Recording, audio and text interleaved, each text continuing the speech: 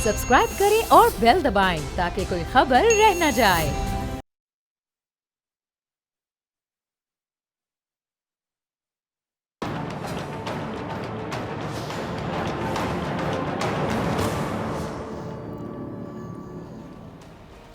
अस्सलामुअलैकुम नाजरीन, मैं हूँ डॉक्टर फ़िज़ा अकबर ख़ान और मैं हूँ पाकिस्तान और आप देख रहे हैं पाकिस्तान के सबसे बड़े न्यूज़ चैनल का नंबर 1 प्रोग्राम ऐसे नहीं चलेगा। नाज़रीन, एहसास खुद ही इतना नर्म और एक नाजुक सा लफ्ज़ है कि बोलते हुए भी शायद अपना एहसास दिलाता है। सही कह रही हूँ मैं? एहसास करने और करवाने वाले लोग शायद बहुत कीमती और लाजवाब भी होते हैं, और जो एहसास का मतलब समझते हैं, इसका लुत्फ़ हासिल करते हैं, उनकी मंजिलें भी रोशन होती हैं और हमवार होती हैं। और एहसास ही शायद वो एक वाहिद लकीर है जो इंसानियत और हैवानियत के दरमियान तफरीक पैदा करती है। एहसास जितना ज़्यादा होता है, इंसानियत के उतने ही आला मुकाम पर चला जाता है, और जहाँ एहसास ही ना हो वहाँ फिर इंसानियत का तसव्वुर किया जा सकता है मुमकिन ही नहीं होता। एहसास हर रिश्ते में ज़रूरी होता है। एहसास हर शोबे में अगर मैं कह दूँ ज़रूरी होता है, आप अग्री करेंगे। एहसास हर ज़िंदगी के हर मोड़ पर बहुत बहुत बहुत ज़रूरी होता है। अगर इंसान को अपने गलत फ़ैसले का एहसास ना हो तो सोचिए, फिर वो इंसान उस फ़ैसले को सही कर सकता है? कभी हो ही नहीं सकता। जिस इंसान को ये एहसास ही ना हो कि वो गलत रास्ते पर है, वो अपनी समत सीधी कभी कर सकेगा? हरगिज़ नहीं, हो ही नहीं सकता जब तक एहसास ना हो। इसी एहसास की एक शाख है एहसास से ज़िम्मेदारी, रिस्पॉन्सिबिलिटी। ये हर मुआशरे के लिए, या कह दें कि हर फ़र्द के लिए, हर मुल्क के लिए, हर हाकिम के लिए बेहद ज़रूरी होती है। हम पर बाहैसियत एक पाकिस्तानी शहरी कुछ ज़िम्मेदारियाँ हैं, जैसे कि हमारे हाथ या ज़बान से किसी दूसरे शहरी को तकलीफ़ ना हो। ये हमारा मज़हब भी कहता है ना कि हमारी ज़बान से, हमारे हाथ से किसी और को तकलीफ़ ना हो। हमें अपनी ज़िम्मेदारी का एहसास यकीनन होना चाहिए। इसी तरह हमारी एक और ज़िम्मेदारी है कि हम आज़ादी इज़हार के नाम पर इतने आगे ना निकल जाएं कि हम दूसरे किसी फ़र्द या फिर तबके की दिलज़ारी कर बैठें। ये भी हमारी एक बड़ी ज़िम्मेदारी है जिसका एहसास हमें ज़रूर होना चाहिए। जितनी जल्दी हो जाए उतनी जल्दी इस्लाह भी हो जाएगी। जिस माशरे के लोगों, या फिर मैं कह दूँ कि हाकिम को एहसास ज़िम्मेदारी नहीं होगा, वो माशरा, वो कौम क्या कभी तरक्की कर सकेगी? मैं घर बैठे नाजरीन से पूछती हूँ, कभी नहीं कर सकेगी मेरी राय। वो दौर अगर मैं याद करूँ, क्या दौर था जब इस्लाम तेज़ी से दुनिया में फैल रहा था। जितना हमने पढ़ा और हम रिकॉल करें, जितनी हमारी रीडिंग है, उस दौर में हाकिम वक्त की एहसास ज़िम्मेदारी का आलम पता है क्या था? हज़रत उमर ने फरमाया था कि फ़रात के नज़दीक एक कुत्ता भी मर जाए तो ज़िम्मेदारी उमर पर आयद होगी। ये था एहसास का एक आला तरीन मुकाम। इसी तरह मुसलमानों ने 800 साल कामयाब हुकूमत की। अच्छा, उस कामयाब हुकूमत का आपने कभी सोचा नाजरीन के राज क्या था? 800 साल कम अरसा नहीं होता। इसका छोटा सा एक वाक़या मैं आपको आज सुनाऊंगी, शेयर करूंगी। कुतुबुद्दीन एक बादशाह गुजरे, हम ज़रा इंटरेस्ट लेके सुनिएगा, बड़ा इंटरेस्ट लेंगे। ये कुतुबुद्दीन बादशाह थे, वो गुजरे हिस्ट्री में।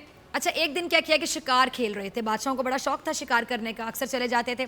उन्होंने शिकार देखकर एक तीर चलाया। ये पीपल्स पार्टी वाला तीर नहीं था, सही वाला तीर था।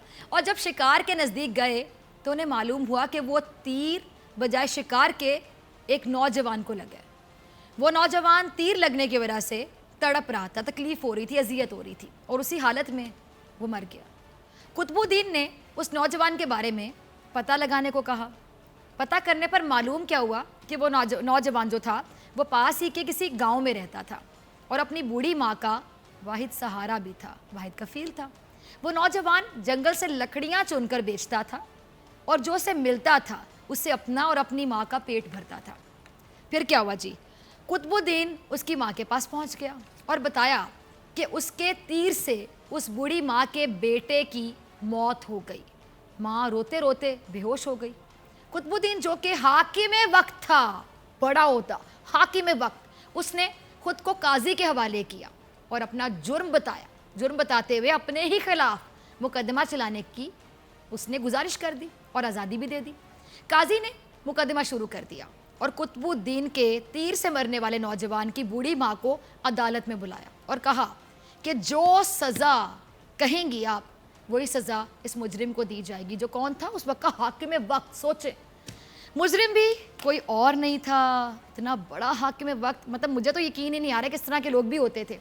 اچھا ناظرین, اس بوڑھی خاتون نے جب یہ دیکھا کہ بادشاہ نے خود اپنے آپ کو کٹہرے میں کھڑا کر دیا تو کہا کہ ایسا بادشاہ پھر کہاں ملے گا جو اپنی ہی سلطنت میں اپنے ہی خلاف مقدمہ چلانے کی باقاعدہ کھلی چھوٹ دے دے, اجازت دے دے, اور وہ بھی اس غلطی کے لیے جو اس نے جان بوجھ کر نہیں کی.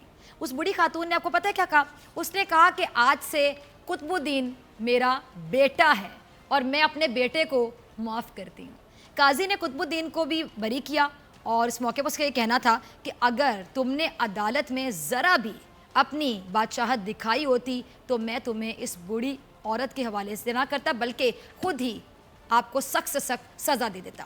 اس پر قطب الدین نے اپنی کمر سے خنجر نکال کر قاضی کو دکھاتے ہوئے کہا کہ اگر تم نے مجھ سے مجرم کی طرح رویہ نہ اختیار کیا ہوتا اور میری بادشاہت کا خیال کیا ہوتا تو میں تمہیں اسی خنجر سے موت کے گھاٹ اتار دیتا.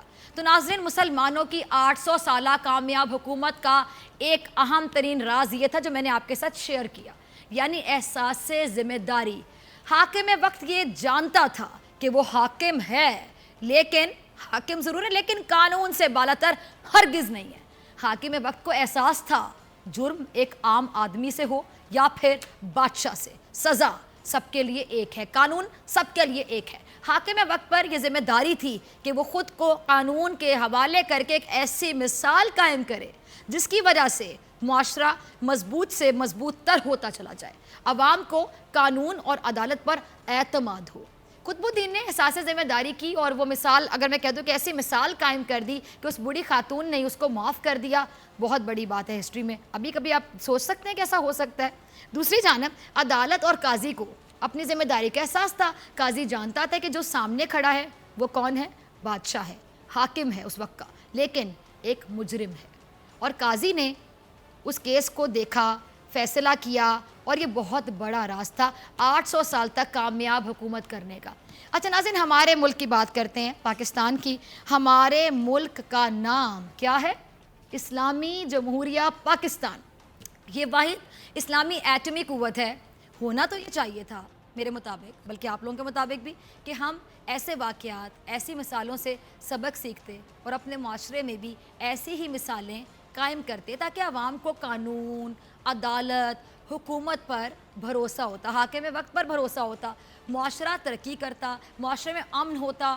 لیکن ہمارے ملک کے قیام کو 70 سال سے زائد ہو گئے, 7 ڈیکیڈز ہو چکی ہیں. ہمارے ملک میں بھی کئی قطب الدین آئے, لیکن ہمارے ملک میں جتنے بھی قطب الدین آئے, یعنی حکمران آئے, اپنے وقت کے بادشاہ حاکم آئے, انہوں نے قانون کو اپنا غلام اور عدالت کو کیا بنا لیا؟ کنیز بنا لیا, کنیز. ہمارے ملک میں ایک قطب الدین کا اپنی عدالت اور قانون کے بارے میں کیا کہنا تھا, ذرا دیکھیے. پہلے قطب الدین کا کلپ چلائیے گا, جو ہمارے ملک کے قطب الدین ہے. رضا ذرا کلپ چلائیے گا. کون تھے ناظرین؟ یہ تھے قطب الدین شریف صاحب, جو 3 بار اس ملک کے, ہمارے پیارے پاکستان کے حاکم وقت رہے, اور ان کے ہاتھ میں 3 بار عوام کے مستقبل کی ہم دیکھ سکتے ہیں کہ دورے بھی آئیں, اور انہوں نے عوام کو وہ تکنی کا ناچ نچایا کہ اللہ کی پناہ. یہ قطب الدین جن کا نام نواز شریف ہے, جن کے ہاتھ میں عوام کے مستقبل کی ڈوریں تھیں, یہ صاحب 3 بار حاکم وقت رہنے کے باوجود آج تک نہ کوئی ایسا قانون کا نظام دے سکے جہاں پہ ایک عام آدمی کے ساتھ جو سلوک ہوتا ہے وہی ان کے ساتھ ہو, نہ ایسا کوئی ہاسپٹل دے سکے, کوئی ایسا اسپتال نہیں دے سکے کہ جہاں نواز شریف کا علاج ہو وہیں پر ایک عام آدمی کا علاج ہو, نہ ایسا کوئی ایک تعلیمی ادارہ دے سکے کہ جہاں نواز شریف کے بچے تعلیم حاصل کریں اور ایک عام آدمی کے بچے بھی وہیں پہ تعلیم حاصل کریں, نہ وہ غذا فراہم کر سکے جو ایک عام آدمی بھی کھا لے اور نواز شریف اور اس کی اولاد بھی کھا لے, نہ ایسی کوئی سہولت دے سکے تینوں ادوار میں جس کا فائدہ یہ خود بھی اٹھا سکیں اور عام آدمی تو بہت دور کی بات. اور 3 بار حکومت کرنے کے بعد میاں قطب الدین صاحب بیمار ہو گئے. بیماریاں بڑی آ گھیرتی ہیں لوگوں کو, اور اتنے بیمار ہوئے, اتنے بیمار کہ ان کا علاج مہینوں میں نہیں سالوں میں ہو سکتا ہے. یہ علاج نہ ہو گیا, کوئی ترقیاتی منصوبہ ہو گیا جو سالوں میں تعمیر ہوگا.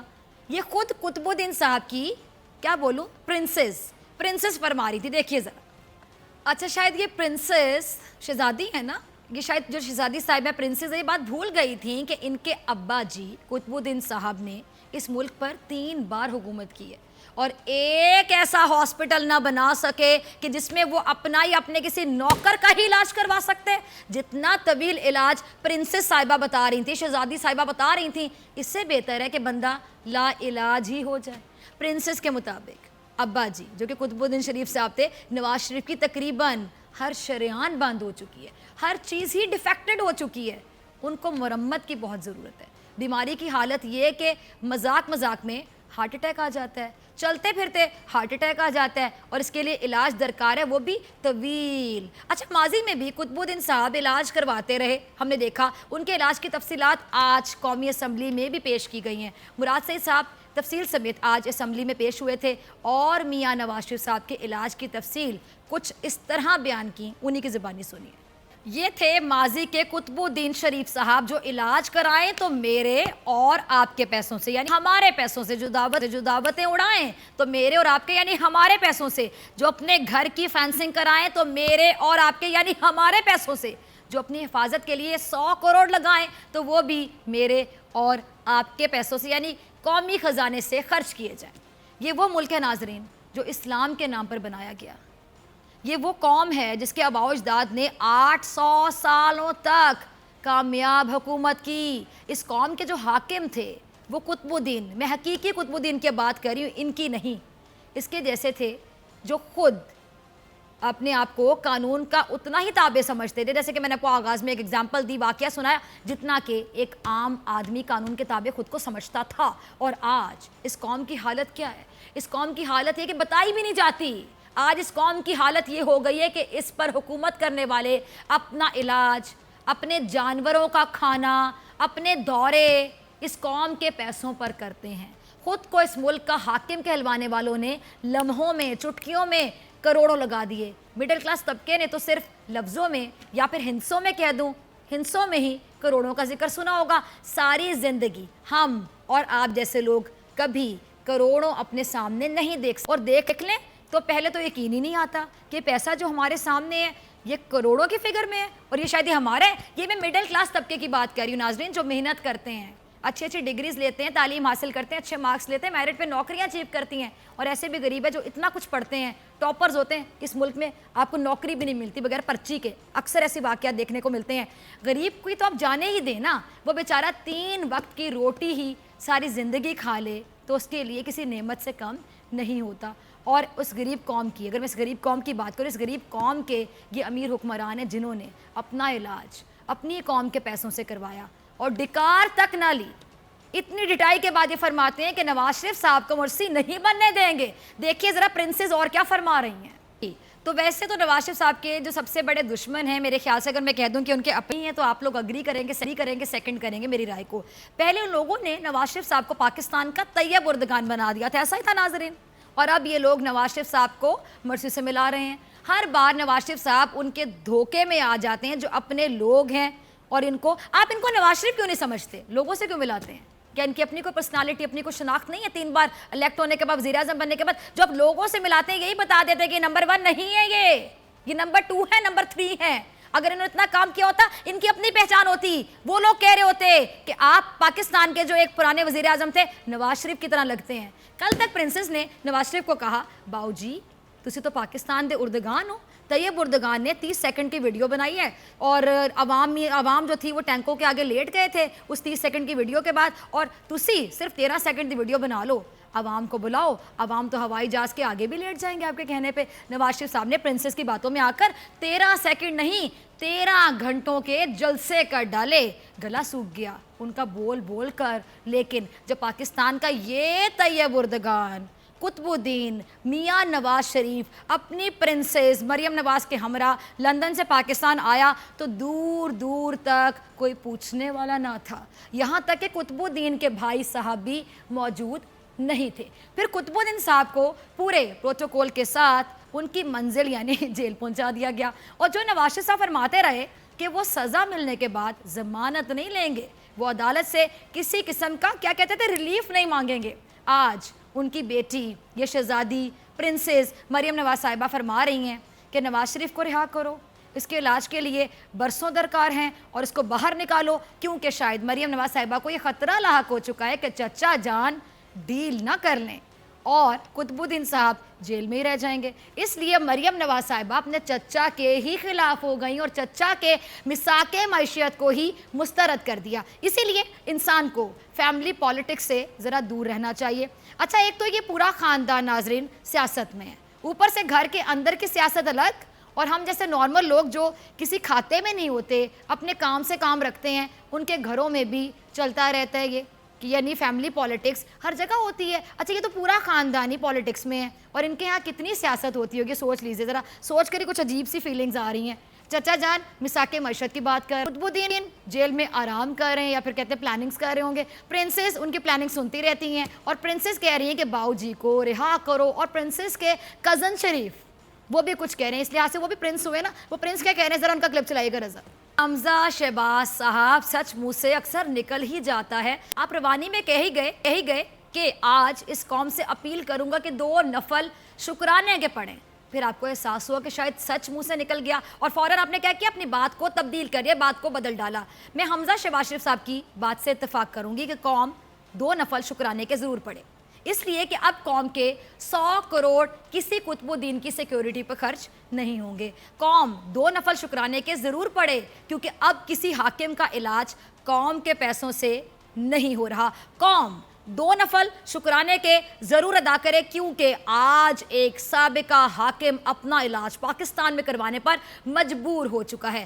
قوم 2 نفل شکرانے کے ضرور پڑھے، کیونکہ یہ عید شریف خاندان نے پاکستان میں ہی منائی ہے۔ رہی بات قوم کے مستقبل کی، تو مستقبل کی باتیں آپ اقتدار میں رہتے ہوئے کرتے تو اچھے بھی لگتے۔ سرکار، آپ کو اس قوم نے 3 بار موقع دیا نا، 30 سال پنجاب کے دیے، یاد تھا آپ کو کہ اس قوم کا مستقبل کیا ہوگا، اور مریم نواز صاحبہ کس منہ سے عوام کی بات کرتی ہیں آپ؟ اتنا کانفیڈنس آتا کہاں سے ہے؟ آج آپ فرما رہی ہیں کہ ملک قرضوں میں جکڑا ہوا ہے، قوم غربت سے مر رہی ہے، ہائے عوام بیچاری عوام، بھوک اور افلاس عام ہو رہا ہے۔ پرنسس، آپ کے والد صاحب نے اس ملک پر 3 بار حکمرانی کی اور اس دوران عوام کو جو معیار زندگی ہے کیا تبدیل کیا؟ لیکن ایک نظر آپ اپنے گھر پر ڈالیے، یہ اسکرین پر دیکھیے، جس ملک پر 30,000 ارب روپے کا قرضہ ہے، یہ اس غریب ملک کے سابق وزیر اعظم کی رہائش گاہ ہے۔ رضا ذرا چلائیے گا تاکہ ناظرین بھی دیکھیں، جس ملک میں تقریباً آدھی عوام غریب ہے، مفلس ہے، یہ اس غریب ملک کے سابق وزیر اعظم کی رہائش گاہ آ رہی نظر ناظرین اسکرین پر، یہ رہائش گاہ ہے جس ملک میں تعلیم لاوارث ہے، جس ملک میں ایک عام آدمی 2 وقت کی روٹی مشکل سے حاصل کر پاتا ہے، جس ملک میں چوری چکاری بھی لوگ صرف بچے پالنے کے لیے کرتے ہیں، یہ اس غریب ملک کے سابق وزیر اعظم کی رہائش گاہ ہے۔ دیکھیے ذرا، دیکھیں جس ملک میں اکثر مائیں باپ بچوں کو مار کر خود کو بھی مار لیتے ہیں، خودکشی کر لیتے ہیں، اور وجہ صرف غربت ہوتی، روٹی نہیں ملی، بچہ بھوکا سو رہا ہے، برداشت نہیں ہو رہا ماں باپ کی محبت سے۔ یہ اس غریب ملک کے سابق وزیر اعظم کی رہائش گاہ ہے جو آپ اسکرین پر دیکھ رہے ہیں، جس ملک کا ہر فرد 2 لاکھ روپے کا مقروض ہے، اور آج اسی محل میں رہنے والی ان کی صاحبزادی پرنسس غریب عوام کے مستقبل کے لیے سڑکوں پر نکلنے کا اعلان کرتی ہیں۔ شاید یہ بھول گئی ہیں کہ ان کے والد 3 بار وزیر اعظم رہ چکے ہیں، شاید یہ بھی بھول گئی ہیں کہ ان کے چچا جان کے پاس دہائیوں سے پنجاب کا اقتدار رہا ہے۔ وہ وقت تھا جب یہ لوگ عوام کی تقدیر بدل سکتے تھے، اور یقیناً بدل سکتے تھے اگر سیریس ہوتے۔ وہ وقت تھا جب یہ لوگ امیر اور غریب کے لیے ایک قانون بنا سکتے تھے۔ وہ وقت تھا جب یہ لوگ ایسا اسپتال بنا سکتے تھے جہاں پر ایک عام آدمی بھی علاج کروا سکے اور ملک کا وزیر اعظم بھی۔ وہ وقت یقینی طور پہ ان کے پاس تھا جب ان کے پاس اقتدار تھا، یہ لوگ پاکستان کو قرضوں سے نجات دلا بھی سکتے تھے۔ وہ وقت تھا جب یہ لوگ میرے اور آپ کے مستقبل کو روشن کر سکتے تھے، لیکن انہوں نے کیا کیا؟ کچھ بھی نہیں کیا۔ مریم نواز تو سیاست میں ہی نہ آتی اگر ان کی جائیدادوں کا پتہ نہ چلتا، ان کے ابا کو سزا نہ ہوتی، ان کو سزا نہ ہوتی، یا پھر سیاست میں آنا اگر میں کہہ دوں مجبوری بن چکا تھا، یا تو پھر اگر وہ سیاست میں آتی تو انداز یہ نہ ہوتا۔ بس ان کو ووٹ اس لیے دیا جاتا ہے کہ وہ نواز شریف کی بیٹی ہیں اور وہ اسی محل میں رہتی ہیں، اور ووٹ کون دیتا ہے؟ وہ غریب آدمی جس کے 4 بچوں میں سے 2 بچے صرف غذا نہ ملنے کی وجہ سے مر جاتے ہیں. یہ ہے وجہ ان لوگوں کے زوال کی جنہوں نے اپنے عروج میں عوام کا خیال نہ کیا. وہ کیسے توقع رکھتے ہیں کہ جی ان کے زوال میں عوام ان لوگوں کا جا کے ساتھ دیں گے؟ یہ لوگ کیسے توقع رکھتے ہیں؟ مجھے سمجھ نہیں آتی. کیوں دیں گے ساتھ؟ کیوں؟ ایک وجہ بتا دیں. صرف اس لیے کہ جمہوریت کو بچانا ہے. جمہوریت میں جو جمہور ہے وہ کوئی نظر ہی نہیں آتا. عوام کہاں نظر آتی ہے؟ صرف اس لیے کہ مہنگائی ہے. مہنگائی کیوں نہ ہو؟ قوم کو اتنا مقروض کر دیا ان لوگوں نے جو پچھلے 60 سالوں میں نہ کیا گیا. 30,000 ارب کا قرض کون اتارے گا؟ لے تو انہوں نے لیا, اتارنا تو ہم نے ہے. مریم نواز اتنی اگر مخلص ہیں تو پھر جیسے ان کے ابا جی نے ملک کی عمارتیں, سڑکیں, موٹر ویز گروی رکھوائے تھے, وہ رکھوائیں اپنی جائیدادیں گروی, بیچیں لندن کے فلیٹس, بیچ دیں رائے ونڈ کا محل. پھر عوام مانیں گے, میں بھی مانوں گی کہ ہاں ان کے لیے کچھ کرنے کا ارادہ رکھتے ہیں. آپ لوگ اس وقت مریم نواز صاحبہ کی جدوجہد ان کے جو ابا جی نا سمجھ لیں ان کے لیے ہے. بس ابا جی کسی طرح باہر آ جائیں, عوام کا کندھا استعمال کرنا پڑے گا. لوگوں کا کیا ہے؟ ان کو تو جمہوریت کی بتی کے پیچھے لگا دینا ہے. وہ جمہوریت جس میں جمہور کا مطلب ہوتا ہے آپ میں یعنی ہم عوام. کہاں ہے؟ نظر آئے کبھی کہ جب کوئی مقدمہ نکل آئے لوگوں باہر نکلو, جمہوریت خطرے میں, بچا لو جمہوریت کو. اصل میں اب جمہوریت خطرے میں نہیں ہے, آپ کا خاندان خطرے میں ہے, آپ کا مستقبل خطرے میں ہے. یہ زوال آپ کو اپنے ہاتھوں سے ملا ہے. جب آپ نے عوام کو اپنے عروج میں شریک نہیں کیا تو عوام آپ کے زوال کا حصہ کیوں بنے؟ 3 بار کے حاکم وقت کو جب احساس ذمہ داری نہیں تھی تو وہ اب کس منہ سے قوم کو یہ احساس دلانا چاہ رہے ہیں آئے دن کہ اس قوم نے اس کو بچانا ہے؟ ایسے چلے گا؟ میرے خیال سے ایسے نہیں چلے گا. ملتے ہیں بریک کے بعد.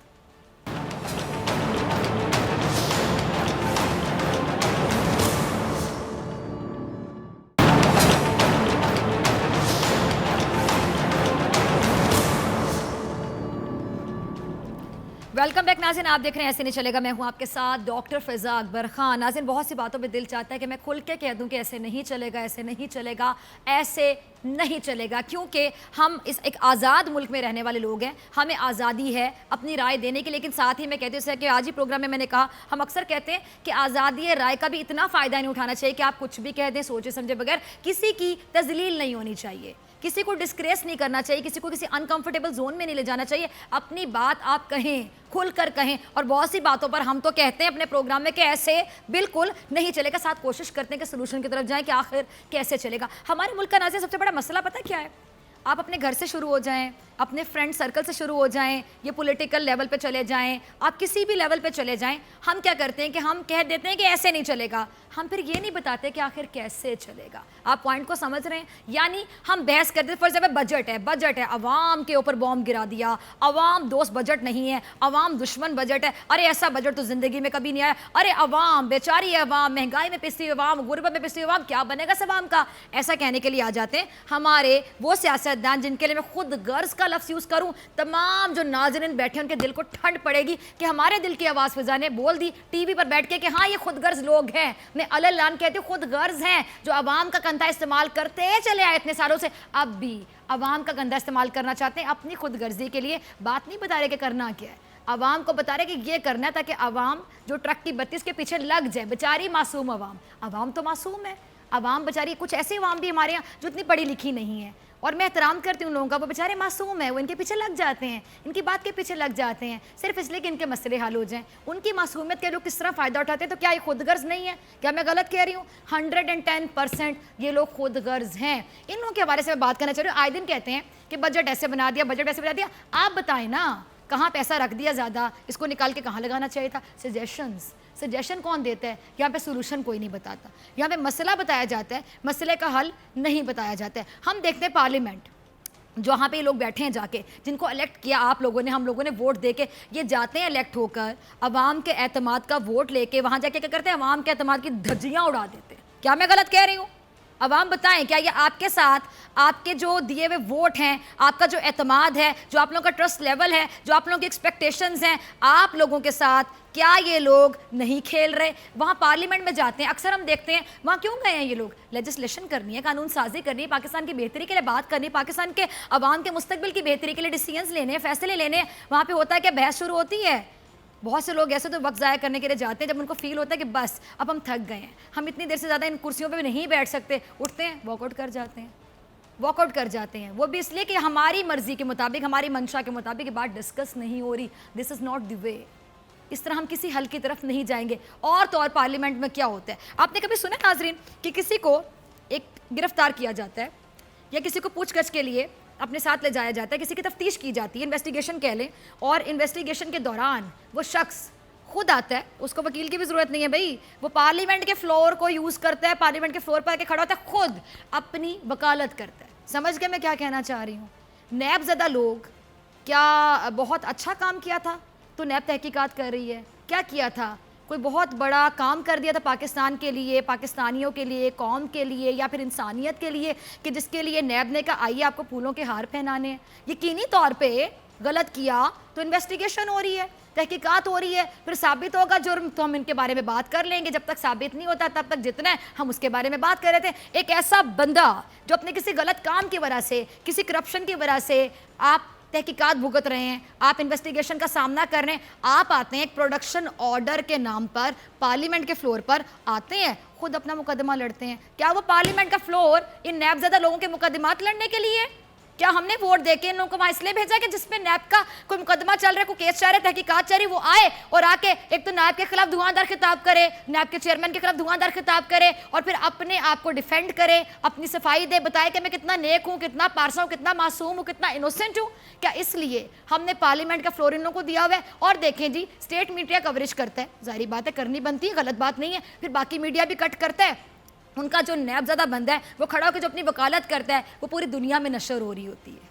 سوچیں کہ اس کی 5 انگلیاں گھی میں ہیں, کہ ایک تو وہ تحقیقات میں تعاون نہیں کر رہا, ریمانڈ کیوں ملتا ہے؟ تحقیقات میں وہ تعاون نہیں کر رہا. دوسرا وہ کیا کر رہا ہے کہ وہاں پہ کھڑا ہو کے نہ صرف اپنی جو وکالت ہے اس کی کر رہے ہیں, بلکہ ایسے لوگوں کی, یہاں پر ہم نے دیکھا کہ ایسے لیڈران ہیں یہاں پہ جو وہاں پہ جا کے پروڈکشن آرڈرز جو ہیں ان کے باتیں کرتے ہیں. اچھا خود لوگ ایسے ہوتے ہیں جیسا خواجہ سعد رفیق ہیں, شہباز شریف صاحب ہیں, جو خود مقدمات کو فیس کریں, جو خود اپنی وکالت کرتے ہیں. پھر کچھ ایسے لوگ ہیں جو کہ بڑے بڑے لیڈران ہیں, پارٹیز کے چیئرمین ہیں, وہ کھڑے ہو کے ان لوگوں کی وکالت کرتے ہیں جو کہ کیا ہیں, نیب زدہ سے بڑا ورڈ میں بولوں گی, جو کہ غدار ہیں.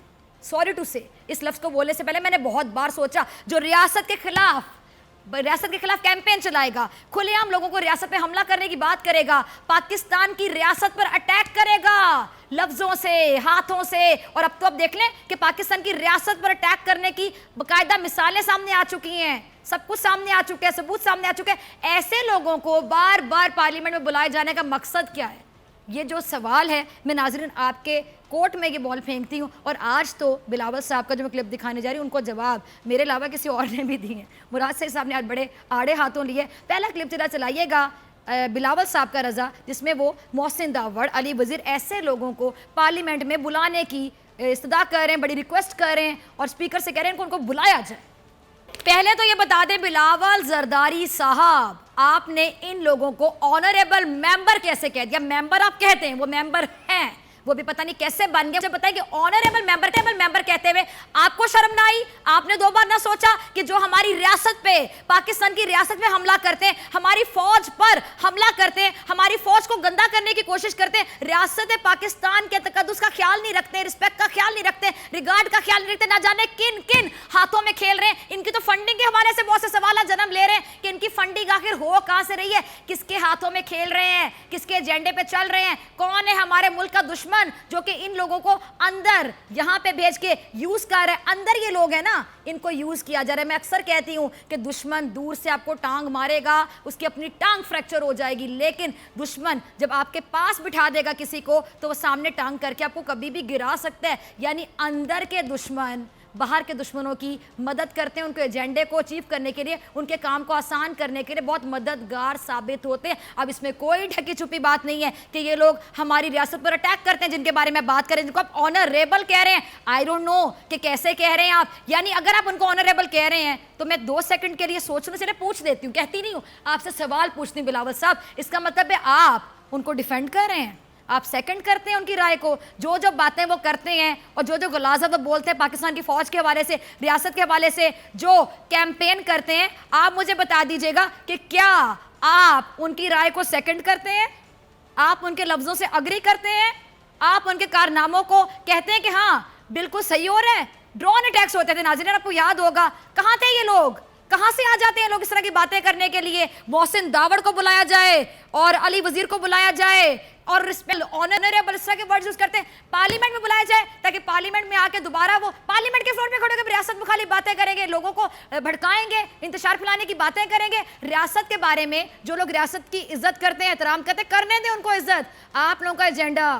ایسے نہیں چلے گا. میں واضح الفاظ میں آپ سے بات کر رہی ہوں, اعلان میں بات کر رہی ہوں. کوئی بھی پیٹریوٹک پاکستانی, کوئی بھی محب وطن پاکستانی جو کہ حب الوطنی کے جذبے سے سرشار ہوگا, وہ اسی طرح ریئیکٹ کرے گا جیسے میں ڈاکٹر فضا اکبر خان اس ٹائم پہ ریئیکٹ کر رہی ہوں کہ اس طرح کے لوگوں کے بارے میں آپ لوگ آنریبل کا ورڈ کیسے یوز کر سکتے ہیں. کہہ دیں ممبر ہیں, آنریبل نہ کہیں. خدا کا واسطے ایسے بندے کو آنریبل نہ کہیں جو ریاست پر اٹیک کرتا ہے, فوج کو گندا کرتا ہے, ہمارے پاکستان, ہماری سالمیت, ہمارے امیج کو مجروح کرنے کی اعلان کوشش کرتا ہے.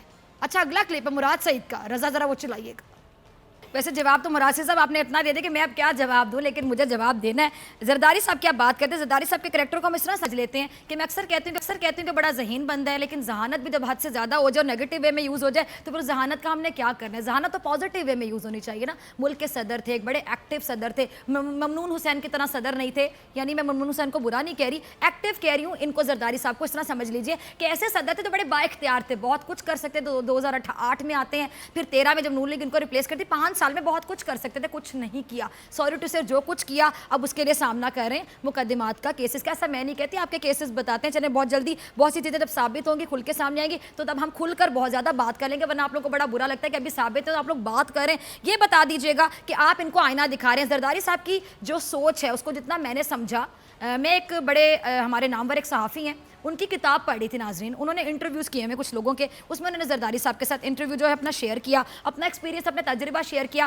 اس میں وہ بڑی پیاری بات بتا رہے تھے جو میں پڑھ رہی تھی کہ آپ کو یاد ہے احتساب سیل ایک بنا تھا جب نواز شریف صاحب آئے تھے وزیر اعظم بن کے دوسری بار 97 میں, اور سیف الرحمان, سینیٹر سیف الرحمان کسی تعارف کے محتاج تھے, ابھی بھی قطر میں بہت سی رسپانسبلٹی سنبھالتے رہے نواز شریف صاحب کے کہنے پر, یعنی منظور نظر ہے, بہت سے کام کیے ان کے لیے. ایک تو مجھے دکھ ہوتا ہے جب یہ کہتے ہیں کہ مشرف صاحب نے نیب بنایا تھا. ارے احتساب سیل نواز شریف صاحب کے دوسرے دورے حکومت میں بن چکا تھا, اس کا نام آپ چینج کر کے ایکس کر دیں, وائی کر دیں, زیڈ کر دیں, ABCD کر دیں, کیا فرق پڑتا ہے. وہ احتساب سیل تھا جہاں پہ احتساب ہوتا تھا, یہ لوگ مان چکے ہیں, باتیں آن ریکارڈ ہیں, اور اس کا احتساب ہوتا تھا جس میں جرم نہیں کیا ہوتا تھا, اس کا احتساب ہوتا تھا جو آپ کی آنکھوں کو چبھتا تھا, اس کا احتساب بہت جلدی ہوتا تھا. ورنہ بہت سے جو مجرم ہیں, یہ نہیں کہ اس نے جرم نہیں کیا تو جرم بھی کیا ہوتا ہوگا, بہت سے مجرم ایسے ہوتے ہیں جن کا احتساب نہیں ہوتا تھا. کیوں؟ کیونکہ وقت کے منظور نظر ہوتے تھے. اب وہ جو احتساب سیل تھا اس کا نام آگے جا کے اب نیب کر دیں, کچھ بھی کہہ دیں, پہلے تو یہ کلیئر کر لیں کہ نیب مشرف صاحب کی جو ایجاد کردہ چیز نہیں تھی, وہ پہلے احتساب سیل بن چکا تھا جس کو ہیڈ کر رہے تھے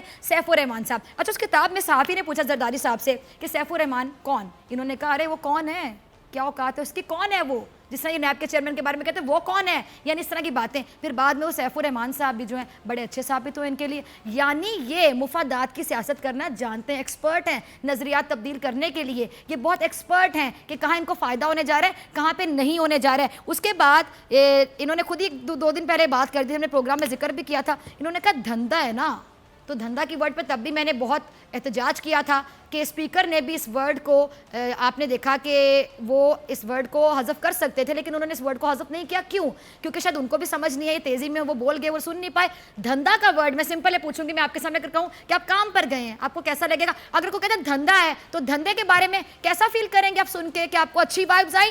ایک بندہ جو کہ ملک کا پریزیڈنٹ رہ چکا ہے اور ایک اتنی بڑی پارٹی کو چلا رہا ہے بیٹے کے ساتھ مل کے, ایک چیئرمین ایک کو چیئرمین, آپ مجھے بتا دیں کہ وہ شخص کھڑے ہو کے یہ کہہ دے کہ دھندا ہے. دھندے کے بارے میں تو زرداری صاحب سوری ٹو سے جب سنا ہے تو یہ سنا ہے کہ دھندا ہے اور گندا ہے. اس ملک میں پھر دھندا ہی ہوتا چلا آیا, تبھی تو ملک کا یہ حال ہے کہ خزانہ خالی ہو چکا. یہ دھندا ہی ہوتا چلا آیا کہ کبھی کسی غریب بیچارے بندے کے اکاؤنٹ میں اتنے پیسے, کیوں غریب ہی پریشان ہو رہے تھے کہ دھندا تو میں نے کیا ہی نہیں تھا. کبھی ایان علی کے تھرو پیسہ منی لانڈرنگ ہوتا ہے, وہ بھی دھندا ہی ہے. تو دھندا ہے اور دھندا گندا ہے, لیکن اب ایسے نہیں چلے گا. احتساب کا وقت آ چکا, سب کو احتساب کو فیس کرنا ہوگا, کیونکہ اب آپ لوگوں کی جو ڈرامے بازی ہیں, یہ جو آپ لوگ عوام کا کندھا یوز کرتے ہیں, سوری ٹو سے عوام کے ایموشنز کو بیچنا جانتے ہیں, عوام کارڈ کھیلنا جانتے ہیں, عوام کے ایموشن کارڈ کھیلنا جانتے ہیں, اب ایسے نہیں چلے گا. ڈاکٹر فضا اکبر خان کو دیجیے اجازت, آپ سے ملاقات ہوگی انشاءاللہ سیم ٹائم سیم چینل. اللہ نے کے بعد.